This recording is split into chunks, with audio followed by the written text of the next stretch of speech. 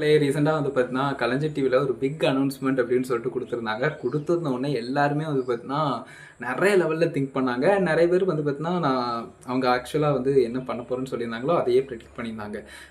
First வந்து என்னென்ன think பண்ணாங்கங்கிறத பார்த்தோம்னா நியூ ஓடிடி, கலைஞர் டிவியினுடைய ஹெச்டி 4K அந்த மாதிரியான விஷயங்கள். ஸோ அது போக வந்து பார்த்தீங்கன்னா கலைஞர் டிவியில் நியூ ஷோஸ் கொண்டு வராங்க, பொலிட்டிக்கல் ரிலேட்டடானலாம் சொல்லியிருந்தாங்க. அது போக வந்து நியூ ஓடிடி கலைஞர் டிவிலேருந்து கொண்டு வர போகிறாங்கங்கிற மாதிரியான விஷயங்கள். ஸோ இந்த மாதிரி தாட்ஸ் வந்து எப்படியெல்லாம் வருதுன்னு பாருங்கள். ஸோ அந்த மாதிரி வந்து பார்த்தீங்கன்னா ஒரு சின்ன அனௌன்ஸ்மெண்ட் தான் கொடுத்துருந்தாங்க. அதாவது பிக் அனௌன்ஸ்மெண்ட்னு சொல்லிட்டு கொடுத்துருந்தாங்க. பட் அந்தளவுக்கு பிக்காக இருக்குமா அப்படின்னு கேட்டால் தெரில. பட் வந்து ஒருத்தர் வந்து சொல்லியிருந்தார், இந்த மாதிரி என்ன இப்போ பராசக்தி மூவி தானே போட போகிறீங்க அப்படிங்கிற மாதிரி.